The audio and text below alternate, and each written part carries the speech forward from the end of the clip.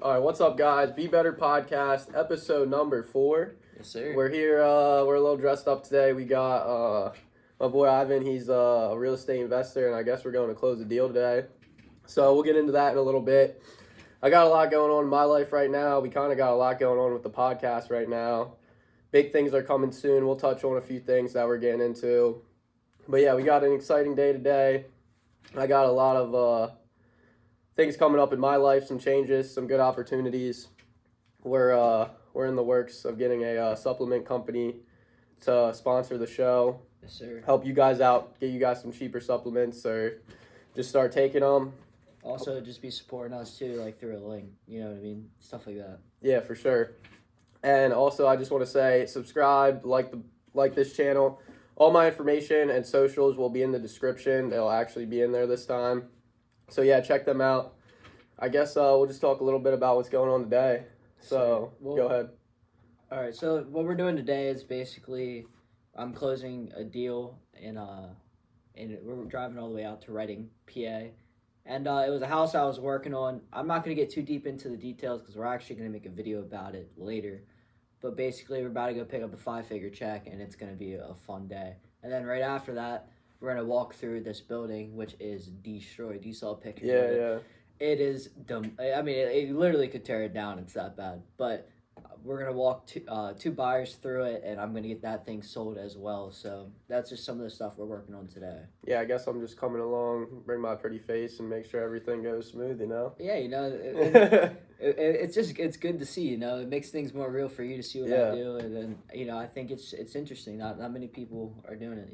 Hell yeah, and it feels good just coming along because I know this is kind of like something cool and a big deal that you're doing, so it's cool to be a part of it. And I'm excited to see how the whole thing goes. I'm not really involved in the real estate space at all.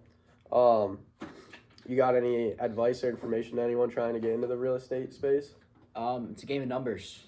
Oh, yeah. So I mean, in any game of numbers, you gotta keep going, and you gotta you look at it. For me personally, when I find a deal, it's like through cold calling and cold outreach. I'm going through thousands of people just to find one deal. Because what I do specifically, it's finding someone in a very particular position in their life, whether they can't afford certain things, or to where selling their house quickly would be their best option. Yeah. To help them out, and then my job is to connect them with those people, essentially. Yeah, for sure. So to find someone in a certain position to where they're head in the sand and they need the help. You need to reach out to a ton of people. You get a ton of no's. You get a ton of go play in traffic. You get a lot of hate, you know what I mean? And then eventually you can find someone like you'll see today that it was a total help. Yeah. And you read the text messages. Yeah, she was reaching out to you. And it made everyone win, you know what I mean? Uh-huh. And we're making 5 figures from it, so hell yeah. That's the goal. Hell yeah. So yeah, you've been grinding in the real estate space for a while now, so if you guys have any questions or just want to learn a little more, hit them up. Hell yeah. I'll put your information in the bio too. But basically, so the other day I went and met with a old personal trainer of mine, Brett Swope, and we talked. It was good getting to see him again. Great guy, and he offered me to be a personal trainer there. So yeah, so I'll be training there this summer. So hit me up, shoot me a text. We can work out the numbers and whatever. But if you want to just get healthier, get in better shape, get the 6-pack for the summer, hell yeah. Or if you're an athlete in the area training and you want to come in, if you got a couple guys that want to come in, let me know. So that's pretty cool. I'm excited to start that journey. I think just with my goals in life, that'll be a good opportunity for me. Hopefully I can quit my 9-to-5 job here soon. We're working on that. But there's the one big topic I kind of want to touch on today is stoicism. So I think this can lead us down many paths, and it's definitely, I would say, since COVID. That's when I first found out about this word and kind of the lifestyle it is. Mm-hmm. So, I mean, in my opinion, the definition of stoicism, this might not be the actual definition, but it's controlling your emotions and not letting other people dictate your emotions. Yeah. Would you kind of agree with that? I think that covers it well. So, just a little story, the other day, I was working at Aldi, and this lady, she's a cash register there. She tells me, she goes, "Hey, Bryce, you're the calmest redhead I've ever met." I don't know if these redheads are out here just being demons and giving me a bad rep, And she was like, man, people just make me so mad and it just gets to me.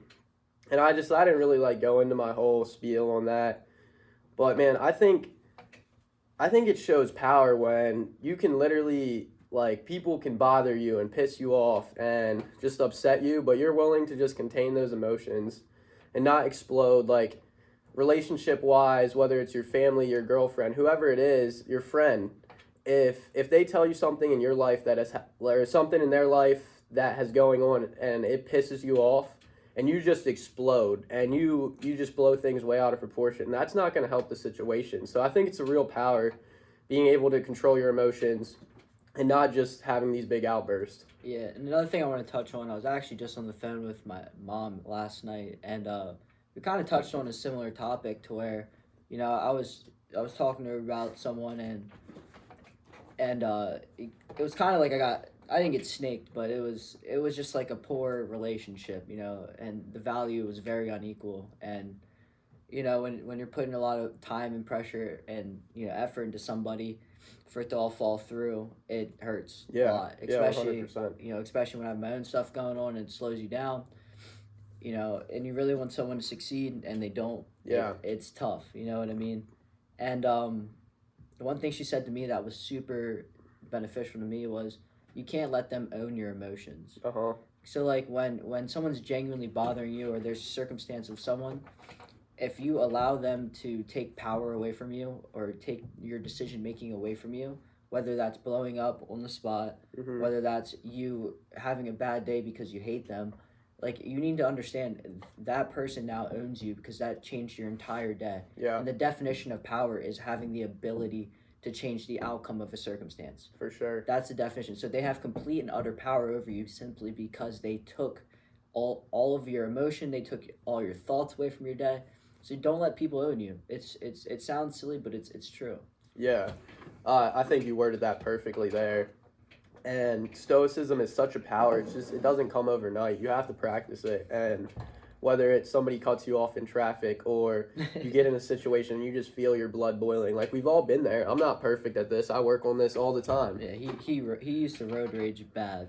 Yeah. Yeah. Prime example. The road rage, I still let it get to me here and there, But man, the big one for me is I freaking spilled my whole coffee in my car the other day, man.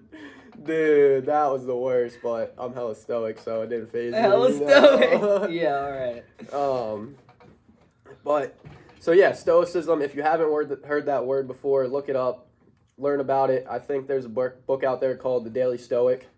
I'm actually looking to get it, so if you get it before me, let me know. We can work something out. And wait, I just go ahead. Before we move off the topic, I think you need to understand another thing about controlling your emotions. It's not being emotionless.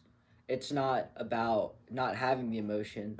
It's about having the emotion and choosing to do it otherwise. Yeah. Like, when you're thinking, I don't feel like it, and you still do it. Yeah. That makes you better than the person that when they feel like doing it and they don't do it. And also, especially for guys, like, a lot of the times you have like heavy amounts of testosterone and hormones going through your body, so you feel anger at a higher rate, you feel disrespect at a higher rate. And if you're not able to control your emotions in that sense, that's where the genuine people that you need to worry about happen.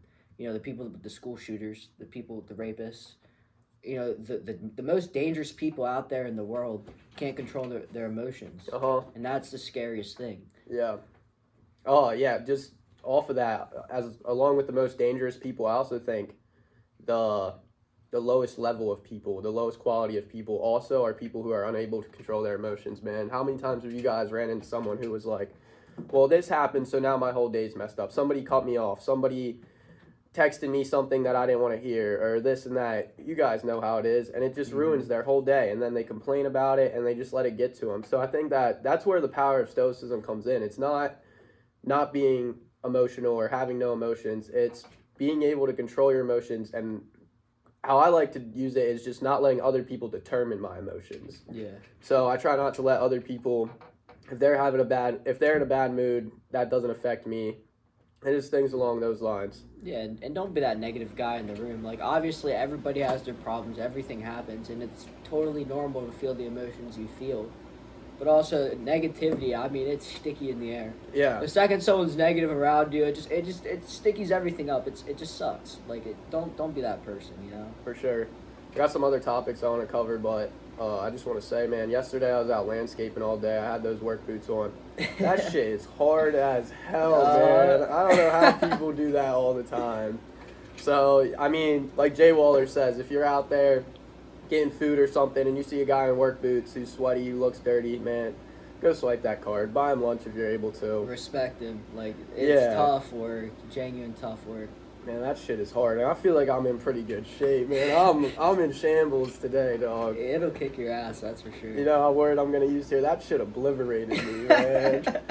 But yeah. So the next topic, I don't even know if this is a topic. I just want to talk about it. So we've kind of been tuning into like our dopamine levels and controlling them. Yeah. And like, I know you've done monk mode. Mm-hmm. If you want to explain that, or just kind of tell them what you're kind of trying to do now. Yeah. So I've ran monk mode twice, and I did both those last year. This year I'm doing a modified version of monk mode, to where it's not as strict. So usually like monk mode, it's pretty much, it's like 75 days hard. Whether like, because in 75-day hard you have the strict diet, and you have the strict routine, and you're forced to work out twice a day. It's similar in the way of it's a challenge, but it's more or less a period of work and a period of grinding, and that's the most important part of it. If you look up Iman Gadji, he just dropped a video yesterday about, you know, monk mode, but and he'll get further into it exactly how he does it. And you know, a millionaire at 23, you know, that's insane. Yeah. So, but the idea behind monk mode is, you know, you're cutting out a lot of the dopamine, you're cutting out the scrolling. I make sure I get out in the sun every single day. I'm stretching. I'm reading every day. I just cut out a lot of the distractions. Yeah. There's a lot of the times where you're scrolling on your phone, and I touched on this on the first podcast where it was look at your screen time. You know, I have my screen time down by like 98%. Yeah. And that's the most important thing, because all that time is now being dumped back into the company, and it's a period of growth. And obviously, you don't want to run it for too long. You know, like I'm going to run it for about 2 weeks, to where I'm not doing anything. You know, I'm not going out. I'm not, like, it's just a straight grind period. And I think if you're able to almost separate the year out into periods of like a genuine monk mode, which I plan on doing later. Yeah. And so, like, what I'm doing now is like a laid back, just disciplined lifestyle. And then obviously, you know, especially us, we're young kids and we're grinding, but there's going to be a time where, you know, we have fun too. You know, For sure. and I think if you're able to balance the year out correctly, you're able to get everything you're able to get done. Yeah, for sure. I think kind of how I feel about this stuff is it all depends where you're at. Like, if you really feel like you need to take that time and you're able to just grind for 6 months, complete monk mode. Yeah. I think that's awesome, but I kind of like to make things like a lifestyle. Like the diet I eat, I eat very healthy, but I'm not so strict to where the point where it's like making me go crazy and I'm just craving these foods all the time, because then my mind's in other places. And I think just kind of like you said, that 2 weeks at a time where you're going to go really strict, and that's kind of what I picked up from 75 hard. It's just small things. Yeah. But you have to make them a habit, you know, like the gallon of water from 75 hard. I feel like I do pretty good on that now. And I think, especially for me, you have to figure out what works for you. But when I set these goals and they're super hard, it makes it scary, and then I push it off, and then I don't do it like I want to, and then I feel bad for not doing it like I want to. So I think by just making it more of a lifestyle, which I've really been trying to do, just like having the social medias, but just not getting on them. Like, I deleted them before, but obviously I can't now. So I just want to post that content and then get off immediately. Yeah. And I know you were talking about that the other day, like that self-discipline aspect of it. Mm-hmm. So I thought that was good. Yeah, like, so basically what you're getting at is like to improve your lifestyle, you need to turn into something that's manageable for you every single day. And then obviously monk mode is the extreme side of things. So like improving your life and making it manageable from a day-to-day aspect, that's kind of what we're preaching here. the monk mode is the step above that, to where you're like, I am dedicating this period of my life between, I like 2 weeks to all the way to like 6 months. Like I wouldn't run it any longer than that. Yeah. But that's more or less your time where you're like, I've been wanting to start this business. I've been wanting to start doing whatever, improving my life. I just, I'm hitting it hard. It's the same decision you make when you do a 75-day hard. You know what I mean? It's like, I'm taking that step and leap in my life. It's the step up, and it's a shorter period of time. You can't run it forever. It's not sustainable forever. Yeah. But it's a time for improvement, pretty much. 100%. And I think that's perfect. The one quote I wanted to talk about that I got from the book I read today, it's everybody knows the saying, extreme power comes with extreme responsibility. But the book I'm reading now, The Subtle Art of Not Giving a Fuck, it kind of, that title gets me every time. I'm trying to be serious and say that. But so everybody knows that quote, but this book is about like rewiring things and thinking about things kind of in a more simple way, I would say. So instead of with extreme power comes extreme responsibility, it's extreme responsibility comes with extreme power. And so I think like if you're responsible enough to go through a full monk mode, go through a full 75-day hard, or even on a smaller level of those things, like you're going to get power out of that. Staying off your phone for the first hour in the morning, going outside, doing small things such as a 15-minute stretch, a 30-minute read, changing up, getting more water in the morning, changing up your diet just slightly. I think all those responsibilities are going to then give you more power. You got any thoughts on that? Yeah, I mean, I'll bring it back to the last podcast. We clipped it up, but hell yeah. I mean, everything you're saying, all those examples were just the small wins. You know what I mean? And you're stacking them up until you have a lifestyle that is, after a long enough time of improving and improving, it like you don't see the difference right away. That's what a lot of people don't understand. Like, we've been in like the wrestling circle, worrying about our diets, worrying about our health.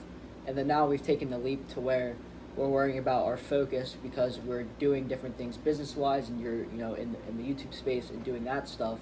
Yeah. But all of this stuff has been compounding for the last probably 4 years of us taking wrestling like 1,000% serious. For sure. So what we're trying to say is like all those small wins, all those small improvements that we've done from the beginning is like now starting to show. And we're starting to feel it like 100%, and we're getting in tune with our bodies to where, like, magnesium, for example. I was just about to say that, man. If you're not taking magnesium, I am dialed right now. Exactly. That shit is good. It's insane. Like, I was reading a study earlier about it's the biggest micronutrient that we're not taking, and it's not in our diets.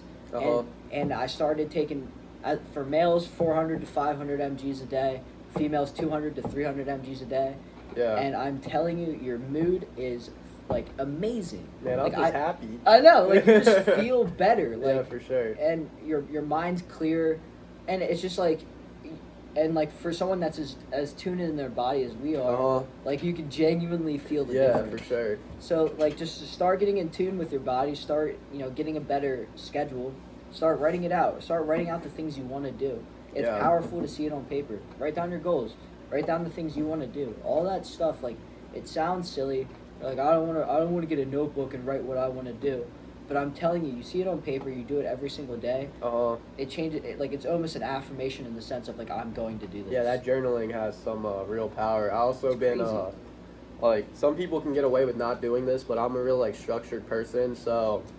This is like my first week getting back into it, but I like calendared out my whole week, like when I have to work, when we're doing the podcast, when I'm time set aside to just do the, what are they called, like essentials or whatever. What's the word? I can't think of the word you call it. The non-negotiables. So my non-negotiables are 30 minutes of reading, 15 minutes of stretching. There's one other one in there. I can't think of it right now, but. Just structuring your life a little bit more just by having a calendar. I feel like it clears the tabs in the back of your head. Like you have all those tabs in your phone, it's gonna run slower. So for me, when I have all that information just in my head, I have trouble like getting shit done because I'm just worried about I need to rush and do this and rush and do that, and then things aren't as good. So for me, just structuring it out, that definitely works. Oh, what was I gonna say? You got any thoughts on that? Yeah, I think like when you're structuring out the day, and I also like I really want to touch on the dopamine aspect of things. Mhm, Like ever mhm. since I've started like not being on Instagram, and like not being on social media, the focus you have is insane. Yeah. Like like you can just think about things Uh-huh. better, and like you said with the your phone runs slow with all those tabs. Your browser when it has a billion tabs, it just doesn't work. Uh-huh. And all that dopamine in the back of your brain, it like the first thing you do, I guarantee you, after you scroll off this app, is you're gonna scroll out. You're either gonna click on another video or you're gonna scroll out and hop on a different social media. I bet so much money. Oh, I do Because it. it's literally ingrained in your brain. It's horrible. Like this morning, I was in my bed. The first thing I did, I woke up. I called you. Uh-huh. Said it's leg day. I heard you groan. Yeah. And then we got off the call. First thing I did, clicked Instagram, like by habit. I wasn't even looking at my phone. Yeah. Clicked Instagram, looked over, saw the logo, was like crap, and swiped out real quick. Like it's so hard to get off of. Yeah, it's brutal. Like I know my mind was most clear when I had all my social media apps deleted, and I think you should delete them. Honestly, straight up, like even though I'm videoing here and wanting you to watch this, you're probably not going to delete it, but try it. Do it for a day. Do it for a week. Tell me how you feel. Do it for a week. Yeah, a week. Serious, yeah. I did it for a full, I don't know if it was a week. I did it for at least 5 days. All social medias, didn't get on them. I felt great. Like, you're just more clear. You don't have all those tabs in the back of your head. Yeah, running. this guy leaves his phone at home. He left his phone at home and went to the gym today. I couldn't fathom that. And it's like the whole time I was like feeling my pocket. Like I would get up and look for it. Those things are addicting, man. It's crazy. It's bad. And the mental clarity you have, though, is like when you're able to disassociate yourself from the phone, from the quick dopamine, and you can start getting that delayed gratification. Yeah. And that it really changes your life. Like That gratification, eh? that satisfaction. Satisfaction. Shout out to the last podcast. But yeah, I think if that's the one message we have, another message I want to have is taking responsibility for your life. Hell yeah. Hell yeah. And even things that you don't have direct responsibility for, even take responsibility for it. Because the second you don't, you lose power in your life. Uh-huh. I'm responsible for everything that happens to me and happens around me. Yes. Even if it's not even directly correlated, so be it. You know what I mean? But there's always something I could have done. There's always something like that could have changed. Uh-huh. If I was paying attention before in the past, that would have happened. Uh-huh. And yes, can that be a stressful mindset? Yeah, it is. And do you blame yourself? And are you very hard on yourself? Most definitely. Uh-huh. But I have complete control of my life. For sure. Always. Yeah, and I think that's super important. Do you have any thoughts? Yeah, a lot of thoughts, honestly. I am one of those people who I definitely, I carry like a weight on my back, and I don't understand how some people can look at their average day-to-day life and be like okay with that, you know? So it does stress me out. It does make me feel like I'm not good enough sometimes. But I think that's where all these good habits have come from, and like that extreme responsibility comes with extreme power. Like that's how I live my life. Like I understand the little things are gonna pay off, and we don't have to jump over this topic. But what I forgot that I wanted to say earlier was, you were talking about like just getting started and do it on monk mode or just whatever, starting that business, starting that podcast. Man, I've watched you grind for, I don't even know, 6, 7, 8 months now, and like it's slowly starting to pay off, you know, like, and it's come a long way. And even with this podcast, I literally got a job the other day as a personal trainer just because I started this. Yeah. We got people reaching out to us at the gym, like outside of the gym, yeah. Outside of the gym. And hopefully we inspire you. It doesn't have to be a podcast. It doesn't have to be social media. I think they are good things to start, but even just things such as a business or whatever you're passionate in, don't necessarily make it off what you're passionate in, but you're going to work harder if you're passionate about it. You got to look at it from a perspective of, hey, what do I like and how can I make money doing it? Yeah. Would you agree with that? Because you talk about the passion thing. Yeah, for me personally, it's like, you got to, for me personally and how I see business as very like a transactional thing. Uh-huh. So like for me, like I associate it more of like what I do doesn't exactly get me out of bed every day. Yeah, yep. But also the thought of having financial freedom and the thought that like I can do whatever I want like we did today. We woke up, went to the gym, went to Kohl's. Yep. We're about to drive out to Reading, close a deal. Yeah. And we're on the podcast. I have the freedom that gets me out of bed. So if you do have a genuine skill and it's important to people and it's valuable, hell yeah, make a business out of it. For sure. You probably won't love it the same. Yeah. After a long enough time. Yeah. But at least you practice enough in it and you're good enough and it's valuable. Great. If you don't have a skill that's like that, then find one. Yeah. And you don't have to be, particularly passionate about it. But if it's functional and people need it, then you're gonna make money out of it. There's value. And something I want to say, this is something we live by, but I can already hear these people saying, and I say it too, like, oh, I don't have enough money for that. I'm too old for that. I'm too young for that. Well, find a way. Like, that's something we live by. Find a way. Yeah. There's always a way. There's always another side to the story. Yeah, we should. We're about to start making Be Better shirts. Find a way on the back. That would be dope. But I think we touched on some real good things. You got anything else you really want to talk about? I think and so just like the podcast, like right now, this is the most fun part. Filming the videos, that's awesome. But then, like, I'm not that passionate about editing. I'm passionate about the finished product, so... But that just makes the journey better. Yeah, when somebody tells me, hey, I watched it, like, it makes me feel great. I know. And especially if they're like, yo, that was awesome. Yeah. Like, trust me, like, that stuff really does go a long way. It puts motivation for the next one. So, like, the people that have reached out and supported, thank you guys so much. Yeah, like, for sure. It's been, like, it's hard to start. Oh, you know what I mean? It's hard to get behind the camera. It's hard, with the thoughts of, like, what are people going to think about me? What, what? And it's all these questions, all these fears, all these, like, limiting beliefs, but just, like, that They'll one... get you, won't they? I know, and that one comment, it's like, oh, man, like, all right, I appreciate that. Yeah. Like, the little bit of support we've gotten, like, from those people, like, we appreciate that 1,000%. Yeah, and just actually at jiu-jitsu the other night, there's this guy, Elliot. Elliot's an awesome dude, hell of a character. He's an interesting person. So I watched his podcast, and I just told him, man, and his eyes lit up. It totally made his night, like, and I was just, like, seeing it from the third person, like, just not my perspective, but I feel, like, I felt just the excitement through him, like, and it feels good because, we work hard to do this. We set times out of our day to do this, and, like, the main goal of this is just to entertain you guys, help you guys. Hopefully you guys can start structuring your life in a way that you want and realize that your goals are possible and you just have to do it. Like, It's that simple. You just have to do it. And there's going to be people who say, no, that's not how we do things. That's not what we saw or thought you were going to do. Man, I've dealt with it. You've dealt with it. And that's definitely a tough part, but man, just start. I will say I'm so happy I got this up and running. It feels great having people reach out and just providing people with value. I think definitely we've put out a lot of information that should be helpful or I think so. I think motivate you guys. I think if you take one little thing off each podcast, from the start to now, I think if you just implement one little thing, every week or even every month, if you just implement one thing a month, your life is just slowly going to compound and get better.